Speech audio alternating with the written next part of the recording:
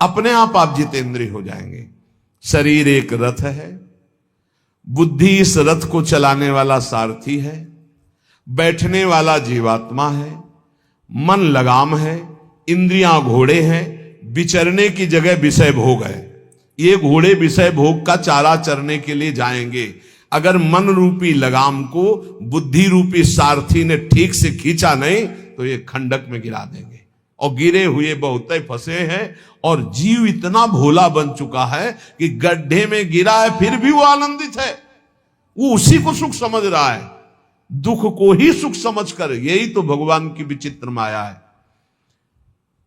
जिसे तुम सुख समझते हो वो सुख की छाया है, समझ पड़ती नहीं, ये गिरधर की माया है। भयानक दुख के अंतर में वो डूबा हुआ भयानक परिणामों को प्राप्त होगा, लेकिन उसमें सुख का अनुभव कर रहा है।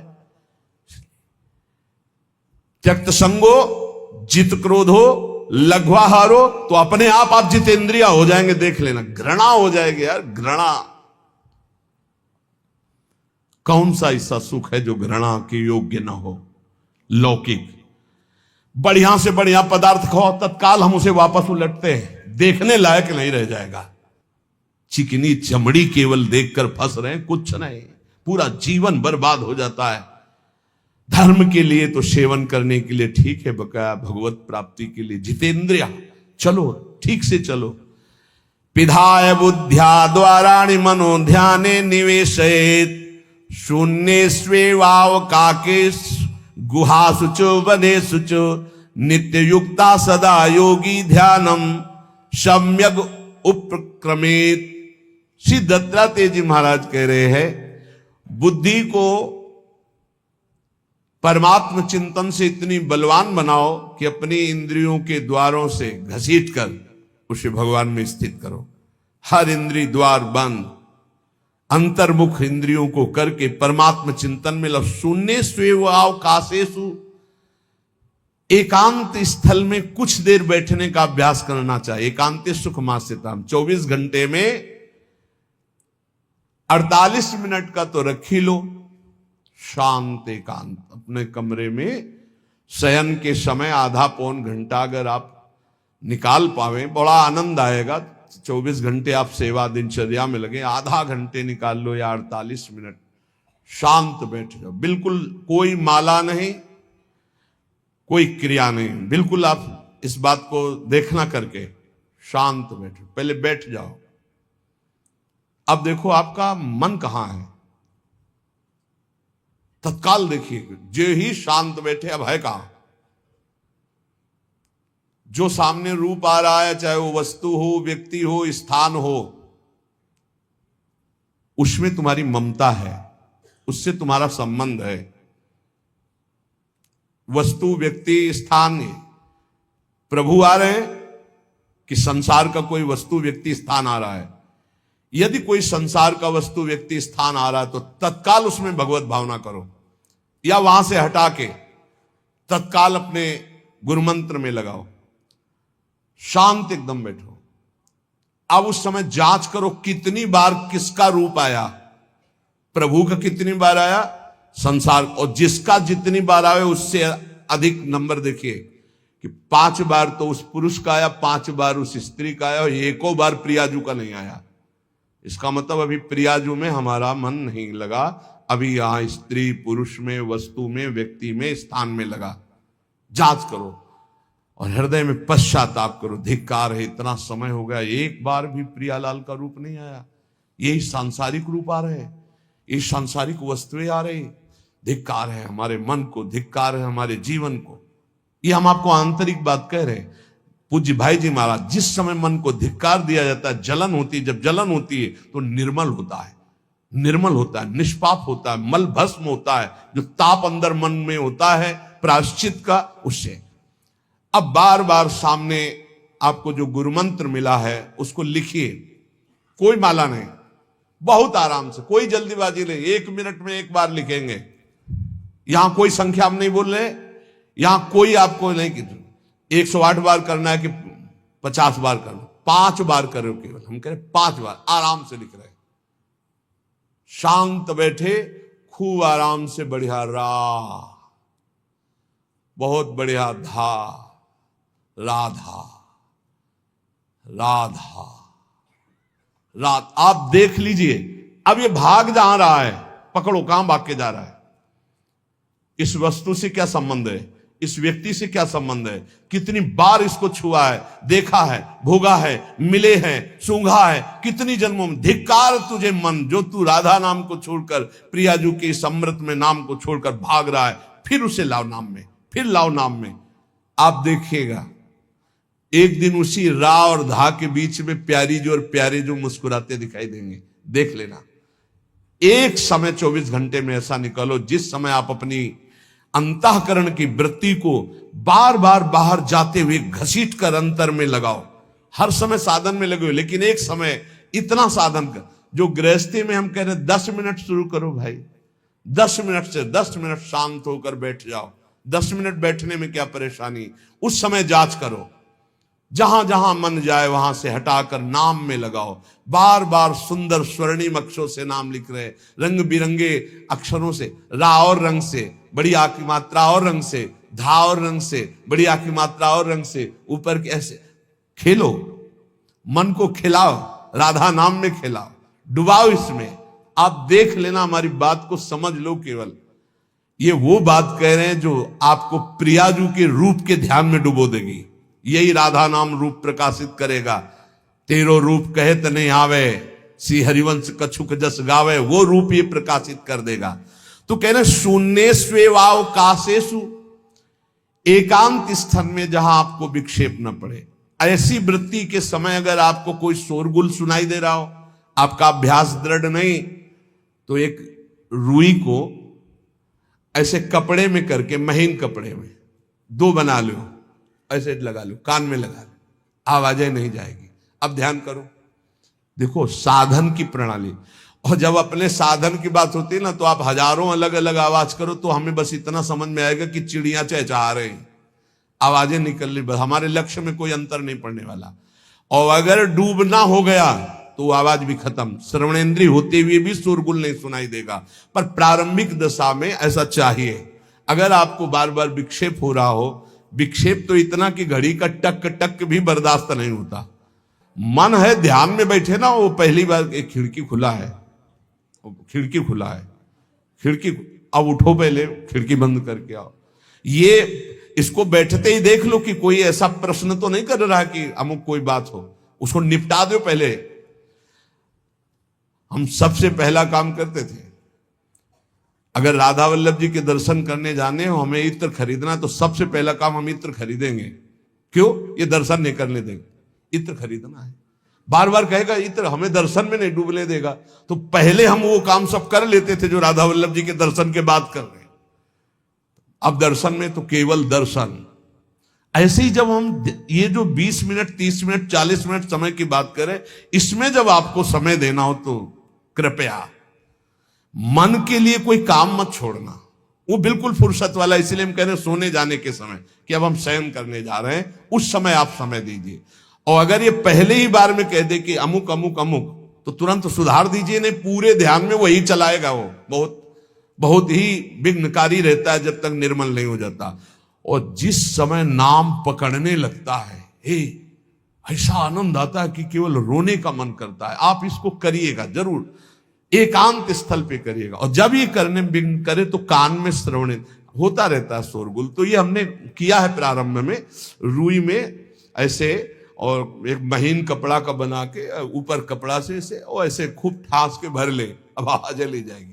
अब अंदर राधा राधा राधा आनंद आएगा। ये प्रारंभिक है, ये आगे चल के इनकी जरूरत नहीं पड़ती अंतर्मुख होने पर। तो एकांत स्थल में जब इस तरह से साधना की जाती है तो उपासक का चित्त भगवदाकार होने लगता है। कह रहे हैं वही सच्चा सन्यासी है। वाग्दंड कर्मदंडश्च मनोदंडश्च ते त्रयः यस्यैते नियता दंडा सत्यदंडी महायतिः। श्री दत्तात्रेय जी महाराज कह रहे हैं वाग्दंड, जिसने वाणी को, वाग्दंड मौन में स्थित कर दिया। वाग्दंड यही प्रपंच की वार्ता नहीं बोलनी, भगवद वार्ता केवल बोलनी। वाणी को दंडित करो, ये बहुत चटर चटर प्रपंच की बातें करती, नाम जपने में इसको थकान लगती है, प्रपंच की बातें करने में नहीं। इसलिए इसको मौन के द्वारा वाणी को शासन में रखो, या तो भगवत चर्चा या मौन। दूसरा कर्मदंड, जो सन्यासी होता है वो निष्कर्म अवस्था की तरफ बढ़ता है। प्रापंचिक कर्मों को करते हुए भगवान नाम स्मरण करके यदि कर्म समर्पण कर दिया जाए तो वही गति प्राप्त होती है। ये तो सर्वाणि कर्माणि मयि सन्न्यस्य मत्पराः प्रापंचिक कर्म है, व्यापार, नौकरी आदि नाना प्रकार के।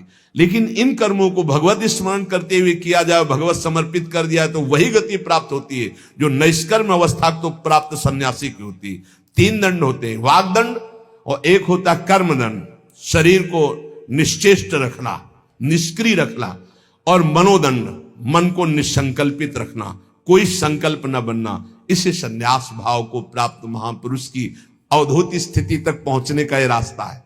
वागदंड, कर्मदंड, मनोदंड, वाणी को मौन के द्वारा, शरीर को निश्चेष्टता के द्वारा निष्कर्म स्थिति के लिए, और मन को निसंकल्पता के द्वारा, कोई संकल्प न बनावे, ऐसा का ऐसा, ऐसा नहीं, जैसा प्रभु जब चाहे जैसा, हमारा कोई संकल्प विकल्प नहीं। वाणी से भगवत चर्चा, शरीर से भागवतिक कर्म, नहीं तो सांसारिक विरत बहुकर्मा, निरत निरंतर सज्जन धर्मा। अब एक परम धर्म की बात का वर्णन कर रहे हैं। गृहस्थ धर्म में जैसे है, या जिनके पास बहुत अर्थव्यवस्था है, उनको चाहिए कि गौ सेवा से बहुत जल्दी शरीर पवित्र होता है, हृदय भी पवित्र होता है, और गोविंद भी प्रसन्न होते हैं। यदि गावः प्रदक्षिणेर कार्या वंदनीया ही नित्यशः मंगलायतनम दिव्याः श्रेष्ठास्त्वेता स्वयं भुवा। यदि गाय घर में पाली जाए या गौशाला खोली जाए और गौओं की सेवा की जाए, जिनके पास अर्थ है, भाव है, भगवान स्वयं श्री कृष्णचंद्र जी ने गौ सेवा स्वीकार की, गौवें चराई। गौओं की परिक्रमा करने से, जैसे आप प्रभु के बिहारी जी के मंदिर की 4 परिक्रमा करें तो जो फल आपको मिलेगा, वही गाय की 4 परिक्रमा कर लें तो आपको प्राप्त हो जाएगा। गौ की प्रदक्षिणा से, गावः प्रदक्षिणी कार्या वंदनीया ही नित्यशः, जो रोज गाय को प्रणाम करता है और गाय की प्रदक्षिणा करता है तो भगवत प्रदक्षिणा का उसे फल प्राप्त होता है। जहां गौएं विराजमान होती हैं वो बड़ा पवित्र दिव्य तीर्थ स्थल माना जाता है। गौएं जहां विराजमान रहती, गौशाला में भजन करे तो कई गुना बढ़कर के प्राप्त होता है। स्वयं ब्रह्मा जी ने गौओं को दिव्य गुणों से विभूषित बनाया है। अप्यागाराणि विप्राणाम देवतायतनानि च यद गोमयेन शुद्ध्यंतिम किम ब्रूमो हृदिकम ततः। गाय के गोबर से जहां लेपा जाता है, वहां जिस देवता का आवाहन करोगे वही देवता आकर विराजमान हो जाएगा। अपवित्र भूमि में भी यदि गाय के गोबर का लेप कर दिया जाए तो परम पवित्र मानी जाती है। गाय बहुत पवित्र, जहां वो बैठती है, जहां वो मूत्र त्याग करती, गोबर त्याग करती, वो स्थान तीर्थ तुल्य पवित्र माना जाता है। भगवान जब गाय के पीछे पीछे चलते तो गोरज उड़कर उनके मस्तक पर विराजमान होती, उनके मुखार बिंद पर विराजमान होती। बाल गोविंद के अनिष्टों को दूर करने के लिए गाय के पूंछ को उनके ऊपर से झाड़ा देती थी मैया। जब गुरुमंत्र वैदिक सिद्धांत से दिया गया था पहली बार, तो पंचगव्य पिलाया गया था। गोमूत्रम गोमयम क्षीरम दधि सर्पिस्तथैव च गवाम पंच पवित्राणि पुनंत सकलम जगत। कितना भी बड़ा पापी हो, अगर पंचगव्य पिलाया जाए तो वो वैदिक मंत्रों को स्वीकार करने लायक हो जाता है, पवित्र हो जाता है।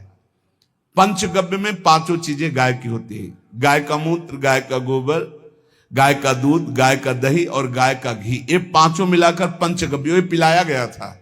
पहली बार जब वैदिक मंत्र दिया गया था तो पंचगव्य बनवाया था गुरुदेव भगवान ने सन्यास, और वो पिलाया था। ये पंचगव्य पिलाने से अपवित्रता का नाश होकर पवित्रता का संचार होता है।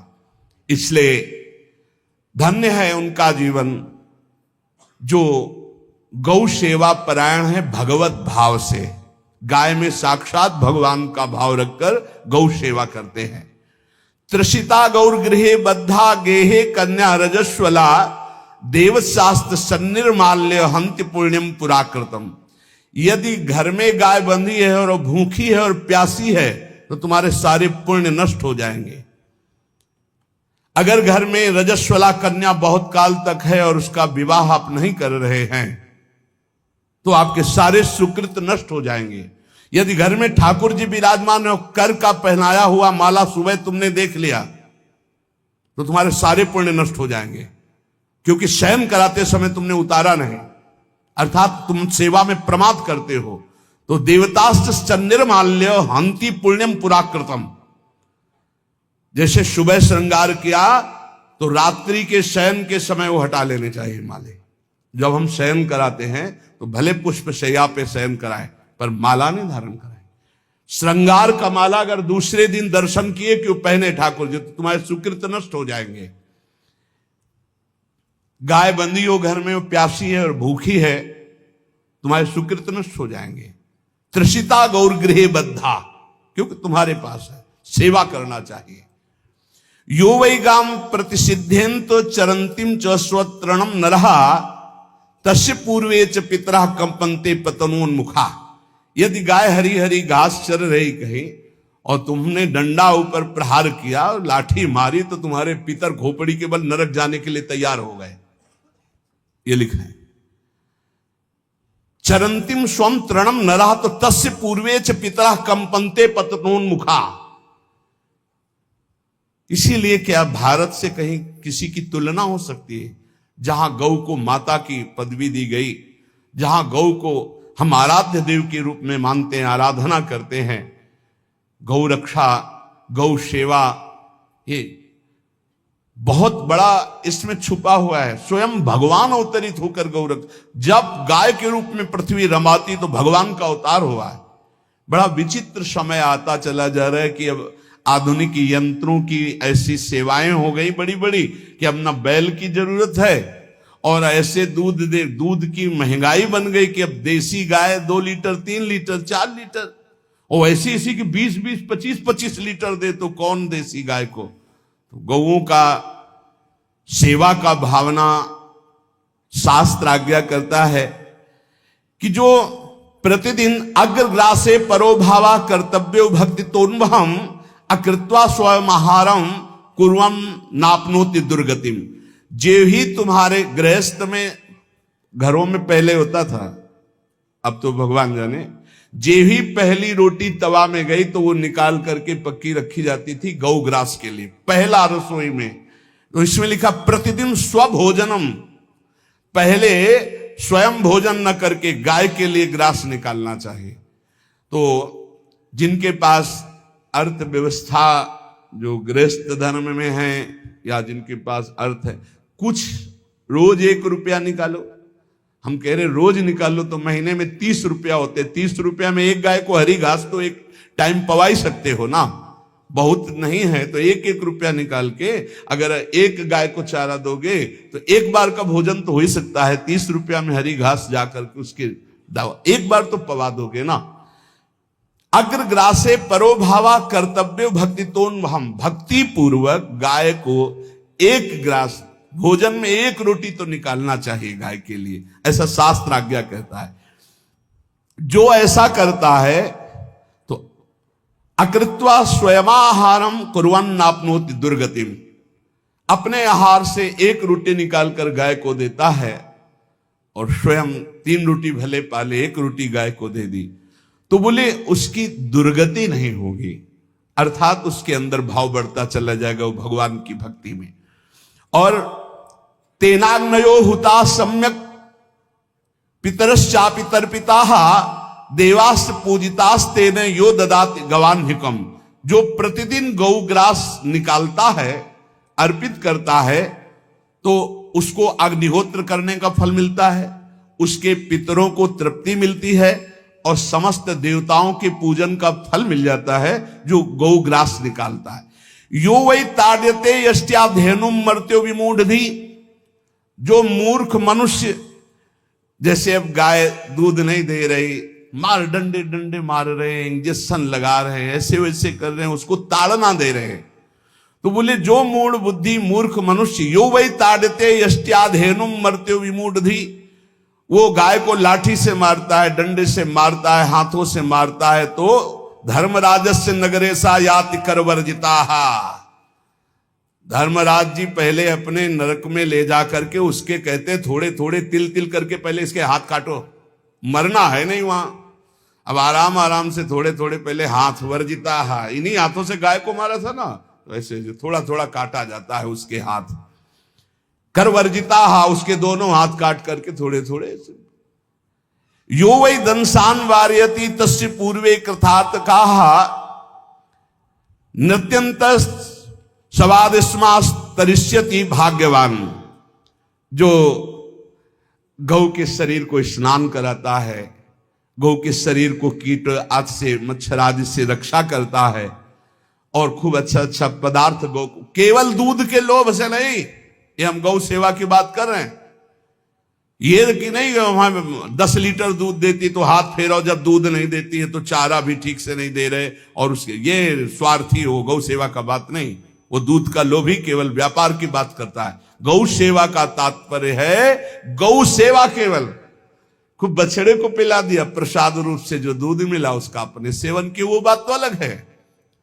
अब बछड़े को तो जरा सा केवल पिन्हाने के लिए कर दिया और खूब सारा दूध लीटर में नाप करके जा रहा है, और उस समय तक तो खवाओ पियाओगे ही खूब अच्छे से, इसके बाद जब दूध देना बंद किया तो उसका आदर सत्कार खत्म, खोल के बाहर ऐसे वो प्लास्टिक खाते घूम रही है, तो ये गौ सेवा नहीं मानी जाएगी, वो स्वार्थ पूर्ति मानी जाएगी।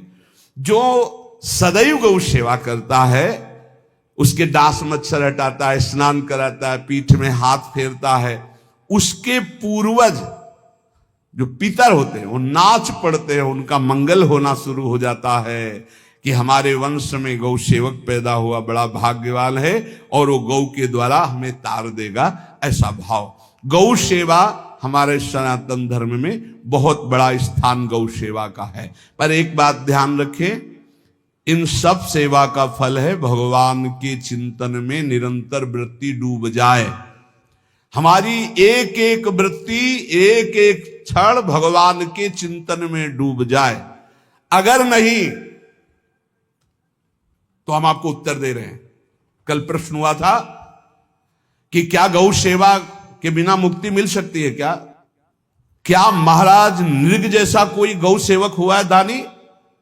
भागवत में पढ़ लेना, करोड़ करोड़ गायों को, करोड़ों गौशालाएं थी, एक दो नहीं, इसलिए कह रहे हैं करोड़ों शब्द कि आप उसको कहीं ज्यादा ना समझें।